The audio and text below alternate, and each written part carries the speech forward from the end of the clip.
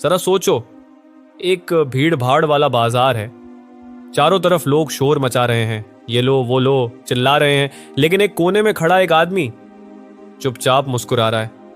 और अजीब बात यह कि लोग उसके पास खुद आकर चीजें खरीद रहे हैं। सोचने वाली बात है ना। कुछ लोग बिना ज्यादा बोले, बिना धक्का दिए सब बेच लेते हैं, और कुछ लोग दिन रात मेहनत करके भी एक सौदा नहीं कर पाते। देखो, सेलिंग सिर्फ एक स्किल नहीं है, ये पूरी की पूरी एक साइकोलॉजी है। और इस साइकोलॉजी का मास्टर था एक आदमी जो गिरार्ड, दुनिया का नंबर 1 सेल्समैन। उसके पास ऐसे राजे थे जो सिर्फ प्रोडक्ट बेचने में नहीं, जिंदगी के हर मोड़ पर काम आते हैं। हर मोड़ पर मतलब सिर्फ गाड़ी, कपड़े, घर वगैरह बेचना नहीं? नहीं, मैं बात कर रहा हूँ अपने आइडिया बेचने की, अपने सपने बेचने की, यहाँ तक कि खुद को इस तरह पेश करने की कि सामने वाला आपको हाँ कहने से रोक ही ना पाए, बिना आप सस्ते या हताश लगे। साइंस भी यही कहती है।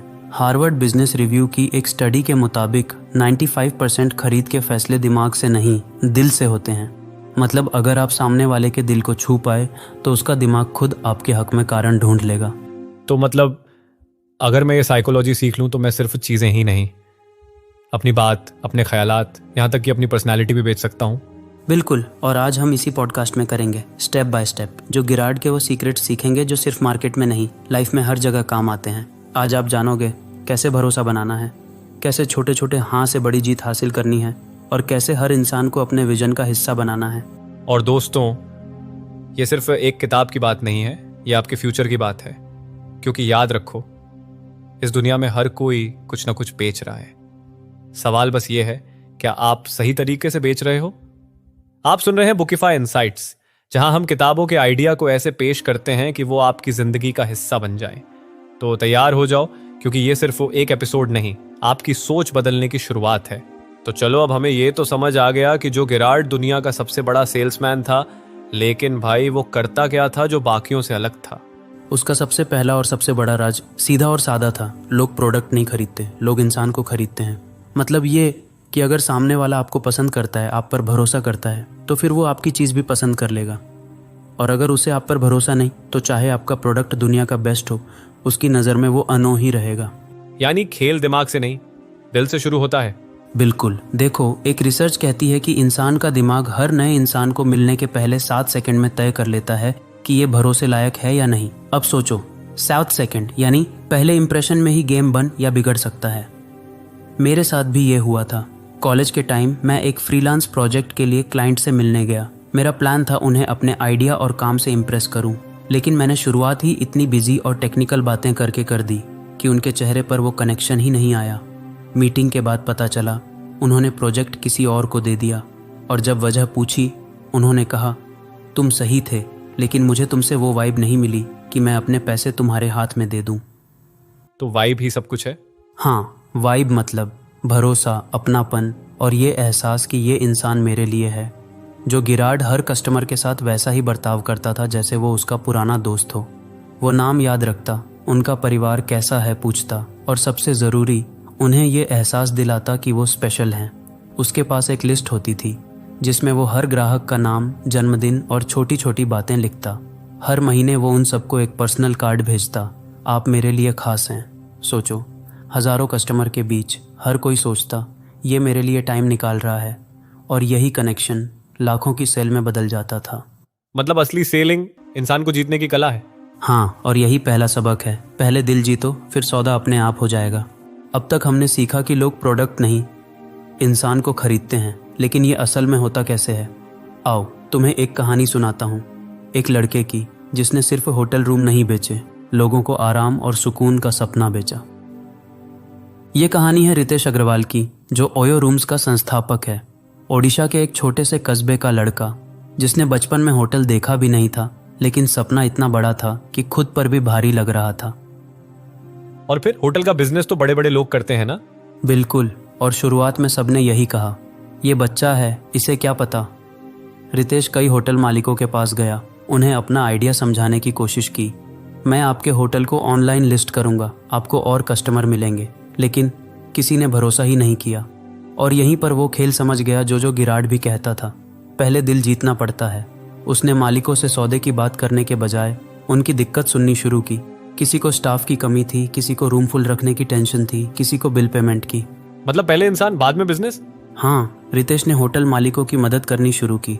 किसी का ऑनलाइन पेज बना दिया, किसी के होटल के फोटो खिंचवा दिए, किसी के लिए कस्टमर के रिव्यू इकट्ठा कर दिए। धीरे धीरे मालिक सोचने लगे, ये लड़का सिर्फ पैसे के लिए नहीं, हमारे लिए है। और फिर सौदा अपने आप हो गया। आज ओयो दुनिया के 80 से ज़्यादा देशों में है, लेकिन इसकी नींव उस दिन रखी गई थी जब रितेश ने प्रोडक्ट बेचने से पहले भरोसा बेचा था। तो जो गिरार्ड का सिद्धांत एकदम सही निकला, पहले इंसान को जीतो, फिर सौदा अपने आप होगा। बिल्कुल, और यही वजह है कि हमें भी अपनी ज़िंदगी में ये अपनाना चाहिए। चाहे आप नौकरी में हो, बिजनेस में या रिश्तों में, पहले सामने वाले को महसूस कराओ कि वो आपके लिए मायने रखता है, बाकी चीज़ें अपने आप हो जाएंगी। तो अब तक हमने देखा कि चाहे रितेश अग्रवाल हो या जो गिरार्ड, खेल प्रोडक्ट का नहीं इंसान का है। लेकिन भाई, ये दिल जीतने वाली बात प्रैक्टिकली कैसे की जाए? क्या इसके कुछ फॉर्मूले भी हैं? हाँ बिल्कुल हैं, और आज मैं तुम्हें 2 ऐसे मनोवैज्ञानिक सिद्धांत दूंगा जो अगर समझ गए तो हर बातचीत, हर सौदे और हर रिश्ते में तुम्हारा खेल बदल जाएगा। 8 जानो, पसंद करो, भरोसा करो, नो, लाइक, ट्रस्ट फॉर्मूला। यह सबसे बेसिक लेकिन सबसे ताकतवर फॉर्मूला है। दुनिया का कोई भी इंसान किसी अजनबी पर तुरंत भरोसा नहीं करता। वो 3 स्टेप से गुजरता है। पहले वो तुम्हें जानता है, फिर पसंद करता है और तभी जाकर भरोसा करता है। सोचो, अगर मोहल्ले में नया दूध वाला आ जाए तो क्या पहले दिन ही तुम उसे 6 महीने का एडवांस दे दोगे? नहीं ना। पहले तुम उसे पहचानोगे, जानो, फिर देखोगे कि उसका दूध अच्छा है और समय पर आता है, पसंद करो। और जब ये लगातार होगा तभी तुम उसे पैसे भरोसे से दोगे। भरोसा करो। मतलब पहले जान पहचान बढ़ाओ, फिर अपना अच्छा इंप्रेशन बनाओ और फिर भरोसा खुद आ जाएगा। बिल्कुल, और इसमें सबसे बड़ी गलती लोग ये करते हैं कि जानो वाला स्टेप स्किप कर देते हैं, सीधे बेचने लगते हैं। पर याद रखो, बिना दोस्ती के, बिना कनेक्शन के कोई सौदा पक्का नहीं होता। 2 छोटा हाँ बड़ा हाँ, माइक्रो यस स्ट्रैटेजी। अब ये दूसरा हथियार थोड़ा चालाकी वाला है, लेकिन अच्छे मतलब की चालाकी। हमारे दिमाग की एक आदत है, अगर हम किसी चीज़ को हाँ कह दें तो उसके बाद उससे मिलती जुलती चीज़ों को भी हाँ कहने की संभावना बढ़ जाती है। जैसे मान लो तुम्हारा दोस्त कहे, चल बस 5 मिनट वॉक पर चलते हैं, तुम मान जाते हो। थोड़ी देर बाद वो कहे, चल थोड़ी और चलते हैं, कॉफ़ी भी पी लेंगे। अब तुम्हारा दिमाग कहता है, अरे हमने पहले हाँ कहा है तो अब ना कैसे कहें। अरे ये तो सच है, ये तो मेरे साथ भी होता है। सेल्स में भी यही काम आता है। पहले सामने वाले से छोटे छोटे हाँ लो, जैसे नाम कंफर्म कराना, उनकी ज़रूरत पर सहमति लेना, एक छोटी डेमो देखने को बोलना। जब वो 3-4 बार हाँ बोल देता है तो बड़े सौदे में भी हाँ बोलना आसान हो जाता है। ये दोनों सिद्धांत सुनने में आसान लगते हैं, लेकिन अगर तुम इन्हें रोज़मर्रा की ज़िंदगी में कॉन्शियसली अपनाओगे तो तुम देखोगे कि लोग तुम्हारी बात सुनने लगेंगे, मानने लगेंगे और तुम्हारे साथ खड़े होने लगेंगे। तो असली बात यह है, सेलिंग का मतलब सिर्फ सामान बेचना नहीं, बल्कि रिश्ते बनाना और भरोसा पैदा करना है। बिल्कुल, और याद रखो, हर हाँ का बीज पहले छोटे छोटे हाँ से बोया जाता है। तो अब सवाल ये है, ये सब सुनकर हम करें क्या? क्योंकि सुनना आसान है, बदलना मुश्किल। बदलना मुश्किल नहीं, सही तरीका ना पता होना मुश्किल है। और मैं चाहता हूँ कि आज के बाद तुम्हारे पास वो तरीका हो। हर बातचीत से पहले रिसर्च करो, चाहे नौकरी का इंटरव्यू हो, क्लाइंट मीटिंग हो या किसी को आइडिया बेचना हो। पहले उसके बारे में जानो, उसका नाम, पसंद, काम, यहाँ तक कि उसकी आदतें। जब तुम सामने वाले के बारे में पहले से जानते हो तो तुम्हारी बात उसके दिल को छूती है। ये वैसा ही है जैसे शादी से पहले दोनों परिवार एक दूसरे को समझते हैं। बिना ये स्टेप रिश्ता टिकता नहीं। लोग उस इंसान को याद रखते हैं जो उनकी सुनता है। अगर तुम शुरुआत में ही बोलते रहोगे तो सामने वाला कनेक्ट नहीं करेगा। कम बोलो, ज़्यादा सुनो, बीच बीच में सिर हिलाकर या छोटे जवाब देकर दिखाओ कि तुम ध्यान दे रहे हो। ये भरोसे का सबसे आसान लेकिन अनदेखा तरीका है। 3 छोटा हाँ पहले लो। जैसा मैंने पिछले चैप्टर में बताया, पहले छोटे छोटे सवाल पूछो जिनका जवाब हाँ हो। जैसे, आप चाय पीते हैं ना, या आपको समय बचाना अच्छा लगता है ना। ये छोटे छोटे हाँ आगे चलकर बड़े हाँ का रास्ता खोलते हैं। छोर, अपनी कहानी जोड़ो। सेलिंग में सिर्फ फैक्ट्स नहीं, फीलिंग्स बेचते हैं। अगर तुम अपनी असली कहानी बताओ, जैसे कैसे तुमने पहली बार फेल होते होते सौदा किया या कैसे किसी ग्राहक की मदद करके उसकी ज़िंदगी बदली, तो सामने वाला तुम्हें एक इंसान के रूप में देखेगा, सेल्समैन के रूप में नहीं। 5 हर मीटिंग के बाद फॉलो अप। असली खिलाड़ी वही है जो खेल खत्म होने के बाद भी मैदान में रहता है।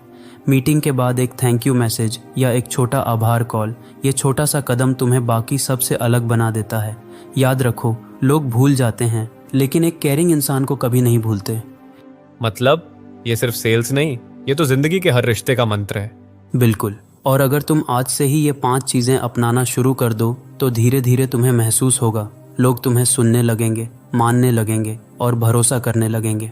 आज जरा खुद से एक सवाल पूछो, पिछले 6 महीने में कितनी बार तुमने किसी को अपना आइडिया, अपना टैलेंट या खुद को बेचा है, और कितनी बार तुम चुपचाप हार मानकर लौट आए? तुम्हें पता है, दुनिया में 2 तरह के लोग होते हैं। एक वो जो मौका आने पर भी हिचकिचाते हैं और दूसरे वो जो मौका बनाते हैं। और फ़र्क सिर्फ इतना है, पहले ने खुद को बेचना कभी सीखा ही नहीं और दूसरे ने हर रोज़ सीखा। अगर तुम ये सुन रहे हो तो ये इत्तेफाक नहीं, शायद ज़िंदगी तुम्हें याद दिलाना चाहती है। तुम्हारे पास कहने को बहुत कुछ है, दिखाने को बहुत कुछ है, बस उसे दुनिया तक पहुंचाना सीखना है। आज मैं तुम्हें एक आसान लेकिन गेम चेंजिंग चैलेंज दे रहा हूँ। आज ही 3 ऐसे लोगों से बात करो जिनसे तुम आमतौर पर झिझकते हो। उन्हें कुछ ऐसा ऑफर करो जो उनके लिए सच में वैल्यूफुल हो। ये तुम्हारा आइडिया हो सकता है, तुम्हारी मदद, या बस एक ईमानदार तारीफ, और फिर देखो तुम में कितना बदलाव आता है। क्योंकि जब तुम ये करते हो, तुम सिर्फ सामने वाले को नहीं, खुद को भी साबित करते हो कि तुम में वो हिम्मत है। याद रखो, जो अंदर जीत गया बाहर कुछ भी जीत सकता है। दोस्तों, ये था बुकिफाई इनसाइट्स का आज का एपिसोड। अगर तुम्हें ये सफर अच्छा लगा तो इसे किसी ऐसे इंसान के साथ जरूर बांटो जो अपने सपनों को बेचना चाहता है, क्योंकि एक आइडिया, एक कहानी किसी की पूरी जिंदगी बदल सकती है।